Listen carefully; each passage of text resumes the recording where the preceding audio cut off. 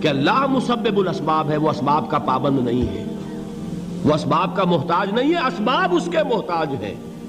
اگر یہ یقین ہے تو اللہ پر ایمان ہے، یہ نہیں ہے تو تمہارا ایمان اسباب پر ہے، وسائل پر ہے، ذرائع پر ہے، مادیات پر ہے، اللہ پر نہیں۔ اس وقت کہاں راستہ تھا؟ کوئی راستہ تھا؟ سمندر ہے اور ادھر سے لشکر آ گیا ہے۔ کلا ان معی ربی سیہدین۔ اب دیکھیے ایمان کہہ دینا آسان ہے، ہوا معکم اینما کنتم، جہاں کہیں بھی تم ہوتے ہو اللہ تمہارے ساتھ ہوتا ہے، لیکن اس کا یقین قائم ہو جائے تو زمین و آسمان کا فرق واقع ہو جائے۔ یہی بات ہوئی حضور کے ساتھ۔ غار ہے، چھپے ہوئے ہیں محمد الرسول اللہ اور آپ کے وہ یار غار ابو بکر صدیق رضی اللہ تعالی عنہ۔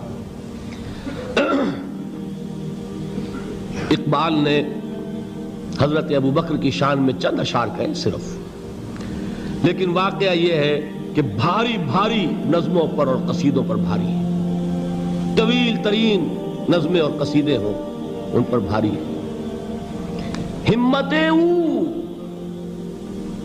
ابو بکر کی ہمت جو ہے، کشت ملت را جو ابر، جیسے بارش سے کھیتی اپجتی ہے، ابو بکر کی ہمت اور عزیمت اس امت کو اسی طرح سینچنے والی ہے۔ ثانیے اسلام و غار و بدر و قبر، وہ دوسرے تھے اسلام میں، دوسرے پہلے کون تھے؟ انا اول المومنین، حضور فرماتے ہیں سب سے پہلا ایمان لانے والا میں، دوسرے ابو بکر۔ ویسے ہمارے ہاں یہ چلتا ہے اختلاف، حضرت علی پہلے ہیں کہ حضرت ابو بکر پہلے ہیں، لیکن اس میں بڑی خوبصورت تطبیق قائم کی ہے علماء نے اور بہت صحیح ہے۔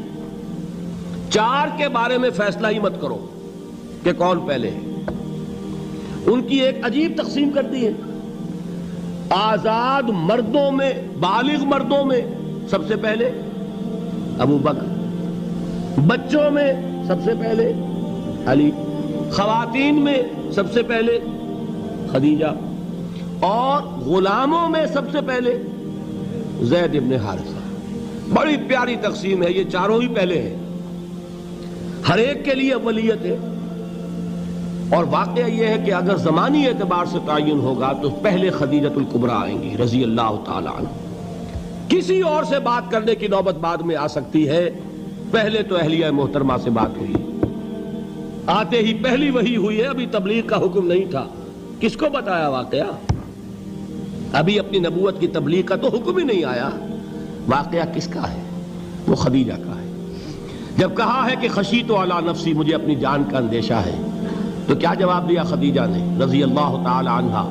وہ صدیقۃ الکبریٰ ہے۔ صدیقات جو ہے خواتین، ان میں چوٹی پر خدیجۃ الکبریٰ ہے رضی اللہ تعالی عنہا، اور صدیق جو مرد ہیں ان میں صدیق اکبر ہے ابو بکر صدیق رضی اللہ تعالی عنہ، لیکن صدیقات میں چوٹی پر۔ جب حضور نے فرمایا خشیت علی نفسی، کیا فرمایا؟ کیا عرض کیا؟ کیسے تسلی دی؟ نہیں نہیں، اللہ آپ کو ضائع نہیں کرے گا، آپ غریبوں کے ہمدرد ہیں، آپ مساکین کے تکالیف رفع کرنے والے ہیں، آپ بیواؤں کی سرپرستی کرتے ہیں، آپ مسافروں کی خدمت کرتے ہیں، اللہ آپ کو ضائع نہیں کرے گا۔ یہ یقین ہے اس خاتون کے اندر۔ خیر وہ ایک علیحدہ بات ہو جائے گی۔ میرے دل پر حضرت خدیجہ رضی اللہ تعالیٰ عنہ کی شخصیت کا بڑا گہرا نقش ہے، جو وہ کوئی اور ہی وقت اور موقع ہوا تو بیان ہوگا۔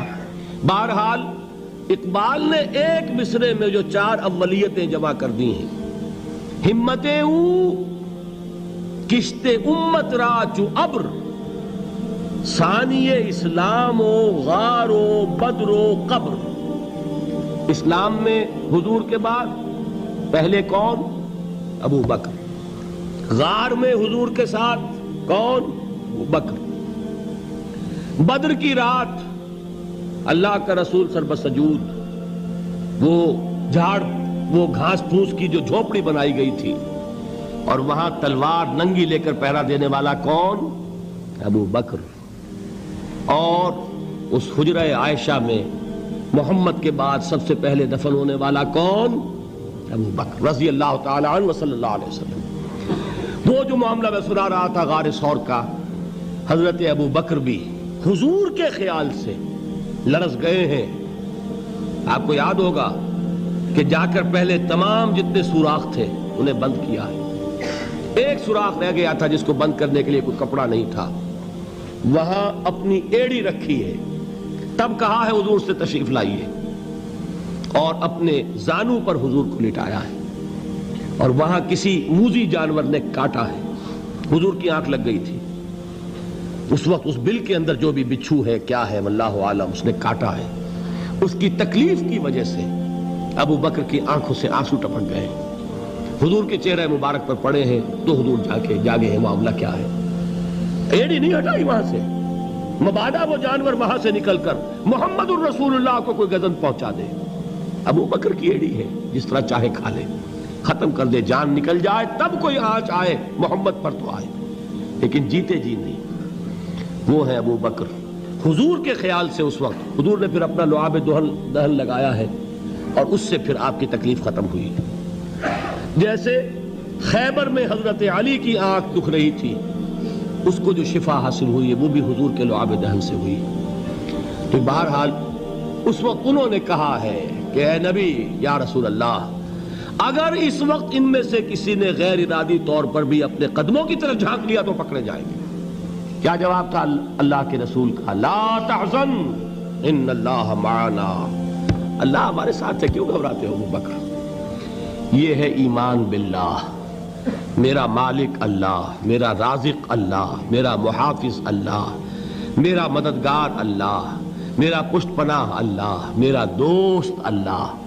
یہ دوستی ہے اللہ کی جو لب لباب ہے, حاصل ہے ایمان کا. اسی کا نام ولایت ہے.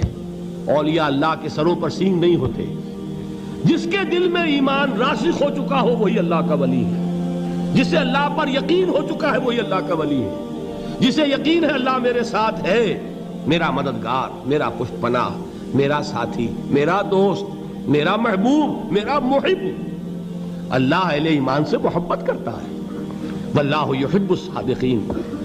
ان اللہ یحب الذین یقاتلون فی سبیلہ صفا کانہم بنیان مرصوص. اللہ محبت کرنے والا, اہل ایمان محبوب, اور اہل ایمان محبت کرنے والے اللہ محبوب. والذین آمنوا اشد حبا للہ. آپ تصور کیجئے جسے یہ رشتہ ایمان یا رشتہ ولایت حاصل ہو جائے, الا ان اولیاء اللہ لا خوف علیہم ولا هم یحزنون. آگاہ ہو جاؤ, اللہ کے دوستوں کے لیے نہ کوئی خوف ہے نہ کوئی حزن ہے.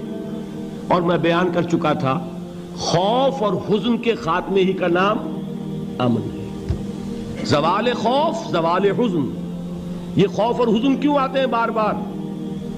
اللہ تخافوا ولا تحزنوا, دونوں آ گئے. الا ان اولیاء اللہ لا خوف علیہم ولا هم یحزنون, پھر وہی دو. وہ کیوں ہے؟ خوف ہوتا ہے کسی مستقبل کی بات کا, یہ نہ ہو جائے, وہ نہ ہو جائے, یہ نقصان نہ پہنچ جائے, یہ تکلیف نہ ہو, یہ غضب نہ آ جائے. خوف ہے مستقبل سے. حزن ہے یہ کیوں ہوا, یہ نہیں ہونا چاہیے تھا, یہ میرا فلاں چیز میرے ہاتھ سے جاتی رہی ہے, فلاں موقع نکل گیا, اب بیٹھے ہوئے ہیں اندر ہی اندر کڑ رہے ہیں, صدمہ ہے اور رنج ہے. اور جو اللہ پر ایمان رکھتا ہے وہ جانتا ہے ما اصاب من مصیبت فی الارض ولا فی انفسکم الا فی کتاب من قبل ان نبرأها ان ذلک علی اللہ یسیر لکی لا تعصوا علی ما فاتکم ولا تفرحوا بما آتاکم واللہ لا يحب کل مختال فخور. اس زمین میں یا تمہاری جانوں میں کوئی تکلیف, کوئی مصیبت نہیں آ سکتی سوائے اس کے کہ جو اللہ نے لکھ دی ہو, اس سے پہلے کہ وہ ظاہر ہو. جس کو یہ حقیقت معلوم ہو گئی اس کو یہ طرز عمل اختیار کرنا چاہیے.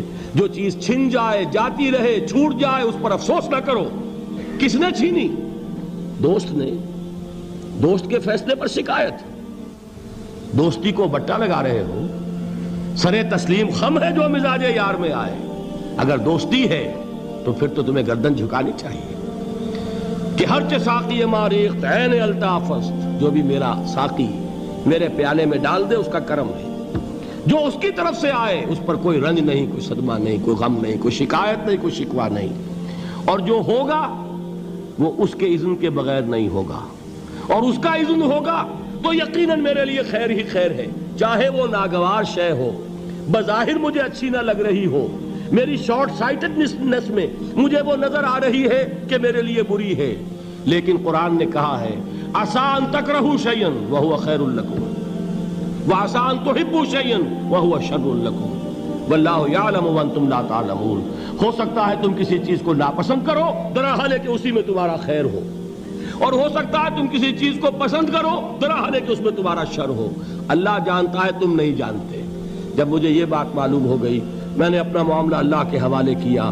سپردم بے تو مایا خیش را تو دانی حساب کم و بیش را، اے رب جو تو چاہتا ہے وہ ہو، تیرے علم میں جو شے میرے لیے خیر ہے وہ ہو جائے، میری کوئی پسند نہیں، میری کوئی چاہت نہیں، یہ ہے راضی برضائے رب۔ اکبر الہ آبادی نے اسے کہا ہے رضائے حق پہ راضی رہ، یہ حرف آرزو کیسا، خدا خالق، خدا مالک، خدا کا حکم تو کیسا۔ جب میں آ گیا بیچ میں، میری پسند، میری مرضی، میری خواہش، میری چاہت، یہی تو شرک ہے۔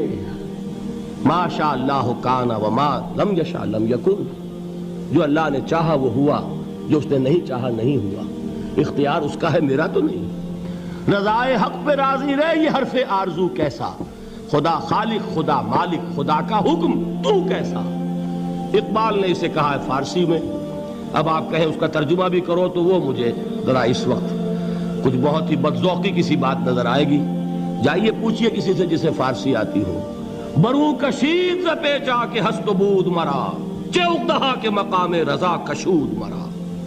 مجھے تو تمام پیچ و خم سے نکال دیا اس مقام رضا نے، میں راضی برضائے رب ہوں، جو فیصلہ اس کا میں اس پر راضی۔ تو کہاں کا حزن اور کس کا خوف، یہی زوال حزن اور زوال خوف، یہی ہے امن، یہ نتیجہ ہے ایمان کا۔ تو جان لیجئے یہ ہے لب لباب، یہ ہے حاصل ایمان کا، یہ ہے تو ایمان ہے، یہ نہیں ہے تو ایمان نہیں۔